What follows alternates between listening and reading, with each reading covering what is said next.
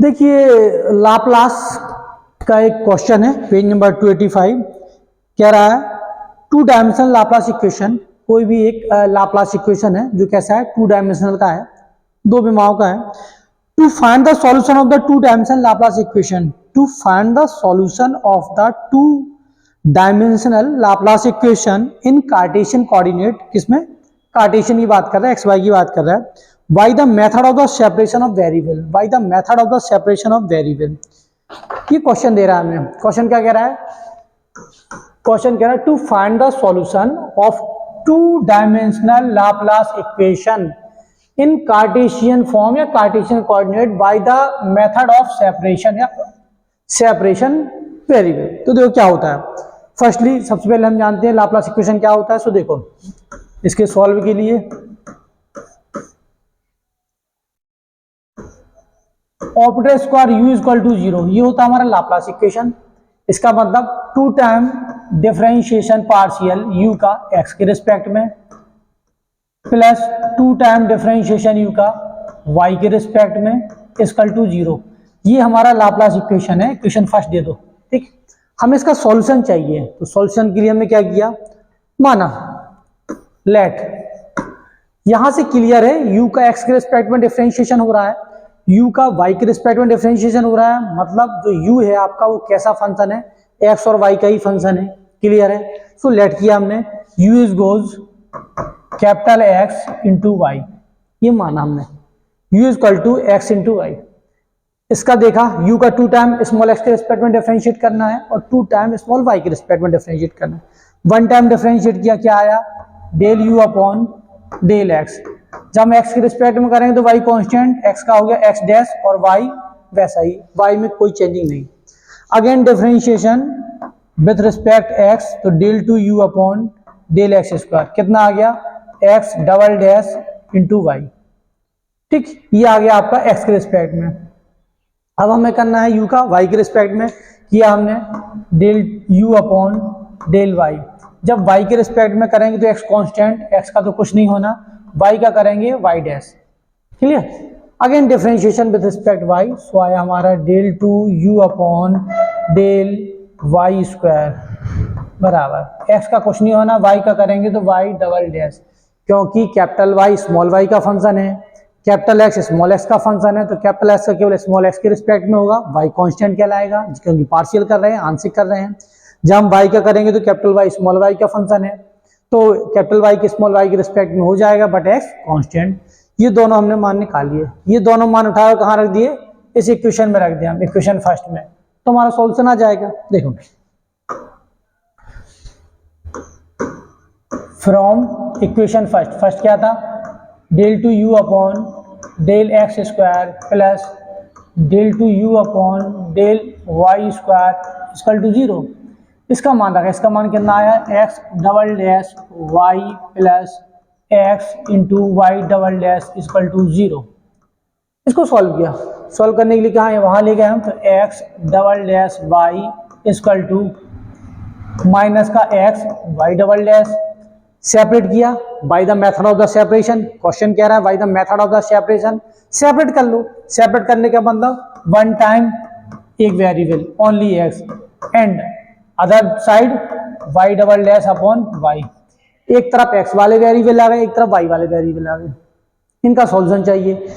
अब तीन case arise होंगे, इसके इक्वल क्या करें हम, कुछ ना कुछ लेट कर लें क्योंकि ये तो हमें सेपरेट किए।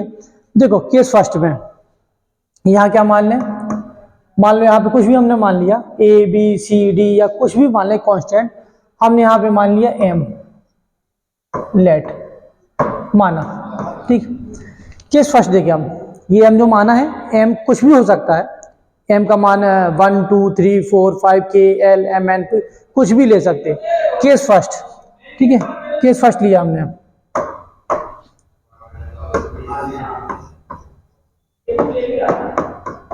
Case first, when m is positive, ठीक, case first when m is positive, तो क्या किया हमने, m इक्वल k स्क्वायर मान लिया। माना जब m का मान पॉजिटिव है केस तीन ही अराइज हो सकते हैं। पहला, m का मान पॉजिटिव हो सकता है, दूसरा m का मान नेगेटिव हो सकता है, तीसरा m का मान 0। तीन के अलावा कोई अदर केस आ सकता क्या? नहीं आ सकता। तो हमने क्या किया, केस फर्स्ट माना। केस फर्स्ट में क्या किया, m इज पॉजिटिव, और जब पॉजिटिव है तो m का मान क्या रखा, k स्क्वायर। इसको रखते हैं, सॉल्व करते हैं। इक्वेशन क्या था हमारा, x double dash upon x बराबर y double dash upon y equal to k square. पहला पार्ट लिया, part first and third, x double dash upon x equal to k square, x double dash equal to x into k square. ये इस तरफ आया तो क्या हो गया, x double dash minus k x k square equal to 0, या इसको ऐसा भी लिख सकते हैं हम, d square minus k square into x equal to 0। Clear, ये बना एक इक्वेशन। अब इसके हम क्या निकालते हैं, C F P I. C F मतलब कॉम्प्लीमेंट्री फंक्शन, पी आई मतलब particular integration. C F complementary function मतलब पूरक फलन, और पी आई मतलब विशेष हल।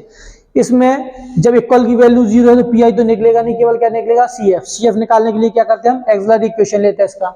इसका एक्सिलरी इक्वेशन क्या कहलाता है, जहां जहां डी है वहां स्मॉल एम रख दीजिए आप, एक्सिलरी इक्वेशन बन जाएगा। सो हमने इसका एक्सिलरी इक्वेशन लिया। क्या बना हमारा auxiliary equation, m square minus k square equal to 0 किया, m square equal to k square, या m equal to plus minus k. ये वैल्यू आ गई हमारी। क्लियर, ये वैल्यू क्या आ गई, प्लस माइनस के। आपने पढ़े होंगे C F, BSc first year में, सेकंड ईयर में, फर्स्ट ईयर में 1 वेरिएबल की थी, सेकंड में 2 वेरिएबल की थी, जेड वाले थे। तो पहला सी एफ होता था व्हेन m इज डिस्टिंक्ट, अलग अलग, m1 m2 m3 अलग अलग मानो, तब सी एफ का फॉर्मूला होता था y equal to c1 e की power m1x plus c2 e की power m2x plus c3 e की पावर m3x, अब तो चले जा रहे। दूसरी कंडीशन कह दी थी when m is repeated, m एक से मान है, तब सी एफ होता था y equal to e to the power m x c1 plus x c2 plus k x square c3, अब तो चले जा रहे। तीसरी कंडीशन कहती थी आपकी when m equal to alpha plus minus i beta, तब होता था e to the power alpha x c1 cos beta x plus के c2 साइन बीटा एक्स। ये फॉर्मूले होते थे जो आपने बीएससी फर्स्ट ईयर में पढ़े होंगे, सीएफ निकालने के, कॉम्प्लीमेंट्री फंक्शन या पूरक फलन निकालने की ये फॉर्मूले थे। अब देखा हमने हमारी एम की वैल्यू कैसी आई, प्लस माइनस के मतलब डिस्टिंक्ट, कैसी, अलग अलग, अलग अलग आई, मतलब ये वाला फॉर्मूला अप्लाई हो जाएगा। अब यहां जब अपना क्या y रहता था, y डिपेंडेंट x इंडिपेंडेंट, तो y के इक्वल आ जाता। यहाँ पे क्या है, यह हमारा x आपका कैपिटल X डिपेंडेंट है और स्मॉल x इंडिपेंडेंट है, तो जो वैल्यू आएगी वो कैसे आ जाएगी, कैपिटल X के इक्वल आ जाएगी। देखिए यहाँ पे ये लिखे रहने, बिठा दें, खत्म करें।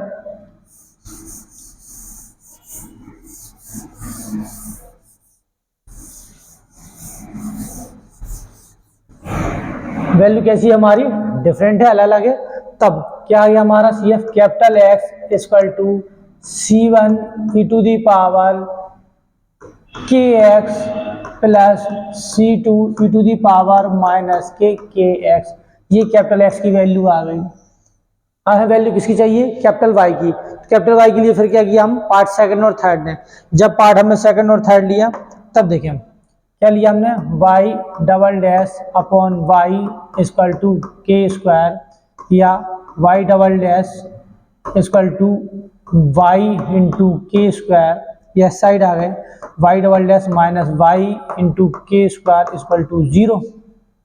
ठीक, यहाँ माइनस था, ये माइनस लगाना भूल गए, यहाँ माइनस था, क्या चलेगा माइनस, तो माइनस की है, माइनस कॉमन आ जाएगा, कितना बचेगा, कॉमन ले ले, इसको ऐसा लिख सकते हैं D square plus k square y equal to 0। यहाँ कैपिटल Y रहेगा,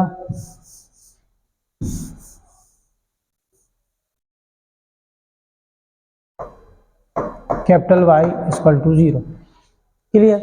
अब फिर इसको सॉल्व करें। ये कौन से जो आपके सी एफ के हमने 3 फॉर्मूले बताए थे, पहला जब m की वैल्यू अलग अलग हो, दूसरा जब m की वैल्यू आपकी एक जैसी हो, रिपीट हो रही हो। तीसरा जब m की वैल्यू आपकी alpha plus minus i beta के फॉर्म में हो। तो फिर क्या किया, इसका एक्सलर इक्वेशन लिया। जब हम इसका एक्सलर इक्वेशन लेंगे तब क्या आएगा, ये था हमारा क्या था, D square plus k square capital Y equal to 0। इसका एक्सलर इक्वेशन मतलब जहाँ जहाँ डी है वहाँ स्मॉल एम रख दीजिए, एक्सलर इक्वेशन बन जाएगा।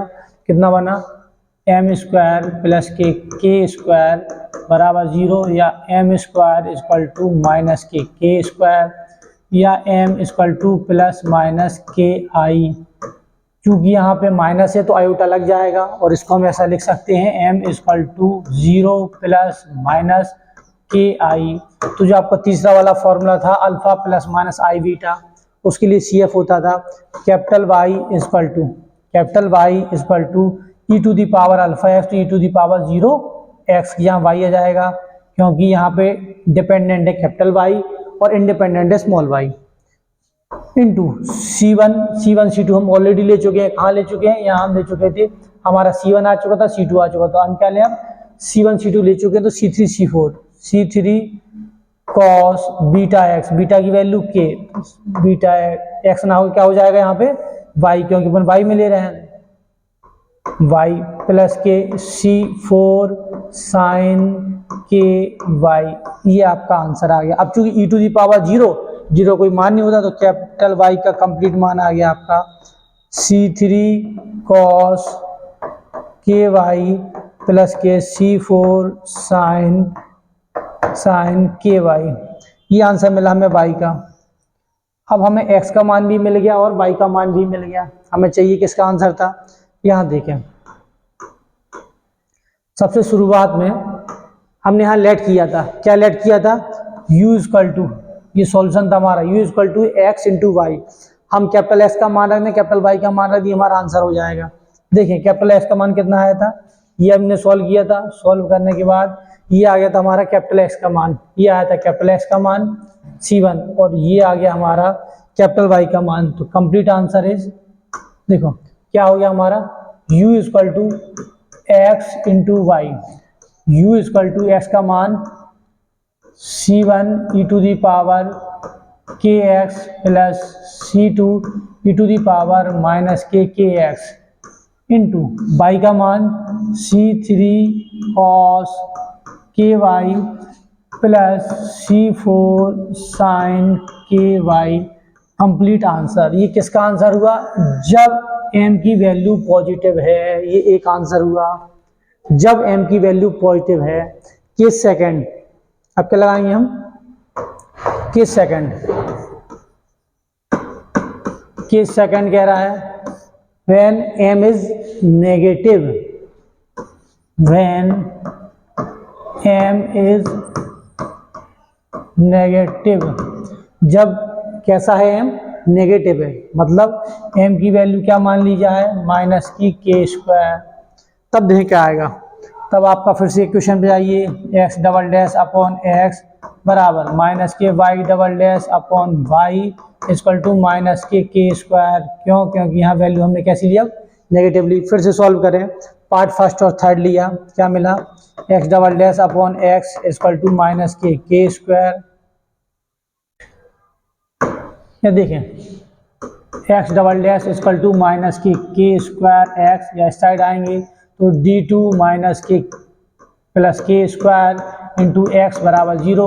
फिर एक्सलर इक्वेशन लेंगे, m के मान आएंगे, m के मान कैसे आएंगे, प्लस माइनस आई में आएंगे, तो सीधा आंसर लिख रहे हैं। आंसर कितना आ जाएगा, x इक्वल टू C1 से फिर से स्टार्ट करते हैं, C1 वहाँ हो गए थे, फिर से यहाँ करें, या C1 C2 C3 C4 ले चुके आप, C4 के बाद लें आप, तो कितना आ जाएगा, C5 cos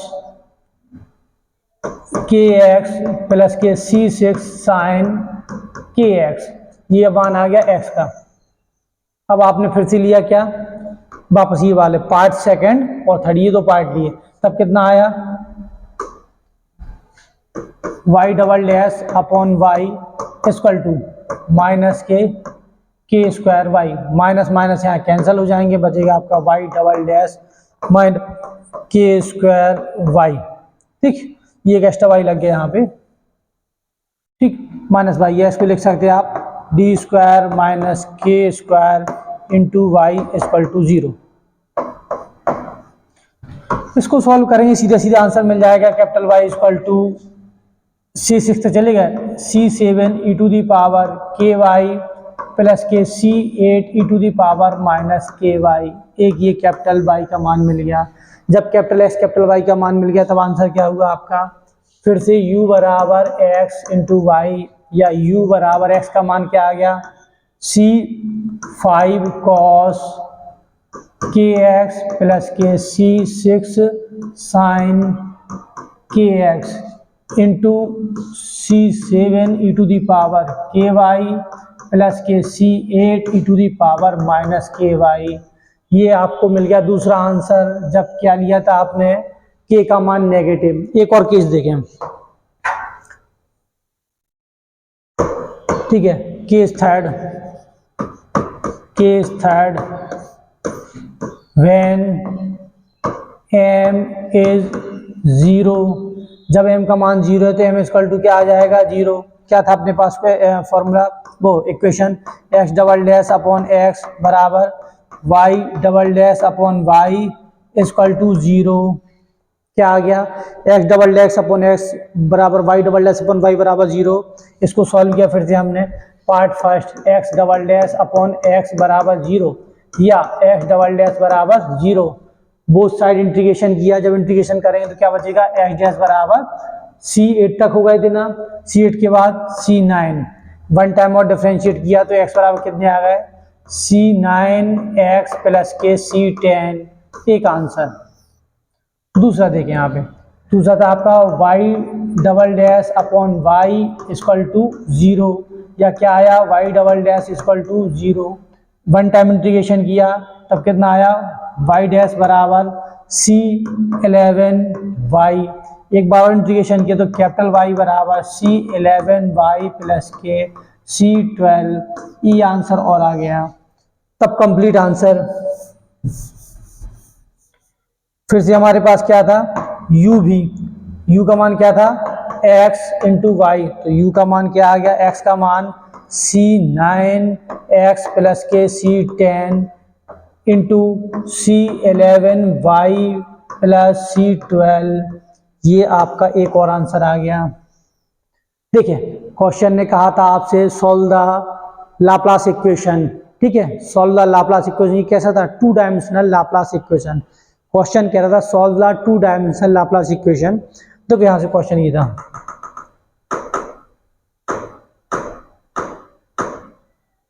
क्वेश्चन ने कहा था हमसे to find the solution of the 2 dimensional Laplace equation in Cartesian form by separation method. Separation method का यूज करके हमें 2 डायमेंशनल का लाप्लास इक्वेशन सॉल्व करना था। अगर ये क्वेश्चन कहता to find the solution of 3 dimensional, कैसा 3 डायमेंशनल, तो फॉर्मूला जो अपना लाप्लास का फॉर्मूला होता वो क्या होता, d2u upon dx square plus d2u upon dy square plus d2u upon dz square equals to 0। और हम क्या लेट करते, u equal to x y into z, capital X capital Y capital Z यहाँ पे हम लेट करते। अगर 3 dimensional की बात करता, ये बात क्या कह रहा 2 डायमेंशनल की, 2 dimensional Laplace equation to find the solution of 2 dimensional Laplace equation by separation method. सबसे पहले हमने क्या किया, माना डेल टू यू अपॉन 0, ये सभी के लिए है, operator square v equal to 0। अब अगर 2 डायमेंशनल है तो del to u upon del x square plus del to u upon del y square बराबर 0। 3 डायमेंशनल होता तो plus del to u upon del z जुड़ जाता। 2 डायमेंशनल था तो हमने क्या लेट किया, capital X capital Y. Solution के लिए वन टाइम डिफरेंशिएशन, एक्स के रिस्पेक्ट में एक्स का हो जाएगा वाई कांस्टेंट, 2 टाइम वाई का एक्स का डबल टाइम हो गया वाई वैसे ही।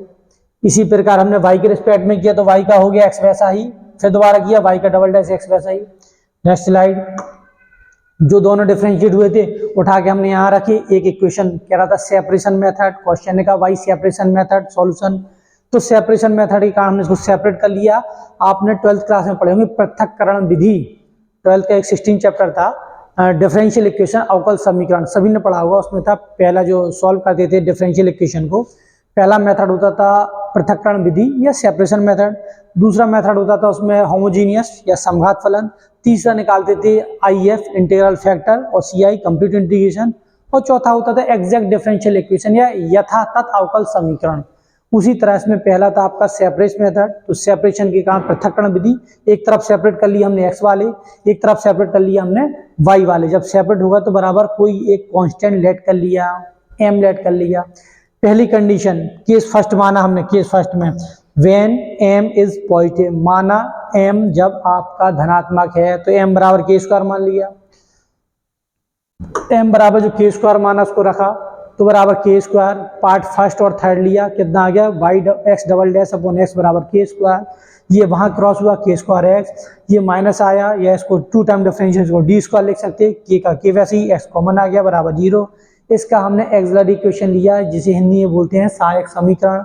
सहायक समीकरण की जो तरीका होता है निकालने का, जो आपने बीएससी में पढ़ा होगा, बीएससी फर्स्ट ईयर में ये वाले क्वेश्चन है। तो जहां जहां एम डी होता वहां स्मॉल m रख देते, x वाली वैल्यू खत्म कर देते। तो आगे m square minus k square बराबर 0, m के दो मान आ गए प्लस माइनस k।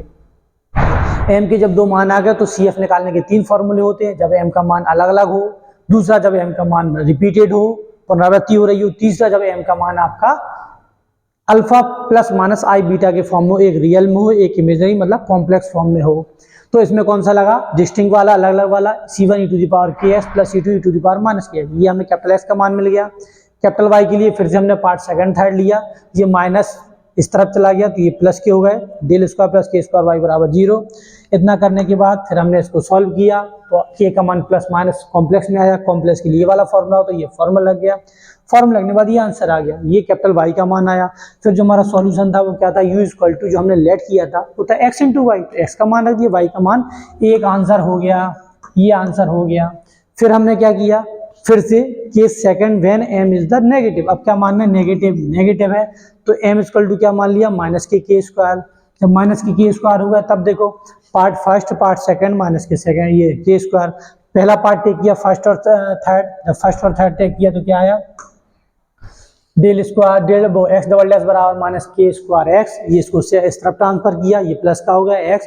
फिर इसका डायरेक्ट सॉल्यूशन कर दिया, हमने एक्सिलरी नहीं दिखाया क्योंकि वही सेम एक्सिलरी था जो आपको पता था। ये इसका आंसर आ गया। फिर हमने क्या किया, पार्ट सेकंड और थर्ड लिया। जब पार्ट सेकंड और थर्ड लिया तो क्या आ गया, माइनस माइनस कैंसिल हो जाएंगे, डबल डैश बराबर माइनस के स्क्वायर वाई, इस तरफ आया minus k square y, by capital Y ये बाहर रहा, वाई बराबर ये आपका आंसर। सीधा हमने इसका एक्सिलरी इक्वेशन ना लेके सीधा आंसर कर दिया। तब कंप्लीट आंसर क्या कहला हमारा, u equal to x y, u equal to x का मान इंटू वाई का मान। हर बार हम कांस्टेंट बढ़ाते जा रहे हैं, यहाँ पे 5 6 7 8 तक आ गए। अब लास्ट के केस में हमने क्या किया, case third when m is 0, और जब m 0 है तब कितना है, m बराबर 0, या डबल पार्ट फर्स्ट सेकंड बराबर पार्ट थर्ड 0। और जब पार्ट थर्ड 0 हुआ तो हमने पार्ट फर्स्ट और थर्ड लिया, ये टोटल 0 पहुंच गया, टू टाइम इंटीग्रेशन किया। 0 का वन टाइम करेंगे एक कांस्टेंट, टू टाइम करेंगे दूसरा कांस्टेंट, y का दो बार इंटीग्रेशन किया, फर्स्ट टाइम एक कांस्टेंट, दूसरी बार दो कांस्टेंट, दोनों के साथ लिख दिया। ये थे आपके solution of the Laplace equation by separation method. Clear, ये 2 डायमेंशन में थे, 3 डायमेंशन में आप ऐसे ही कर सकते हैं। तो ये क्वेश्चन आज के लिए काफ़ी है, कल और क्वेश्चंस की देखते हैं। ये था आपके पेज नंबर 285 पे गोयल और गुप्ता की बुक में इंटीग्रल ट्रांसफॉर्मेशन यूनिट थर्ड का शायद क्वेश्चन है, वेव इक्वेशन या हीट इक्वेशन जहाँ है वहाँ भी शायद थर्ड का है, देख लेते हैं जहाँ भी हो। ठीक, देखते हैं आज के लिए।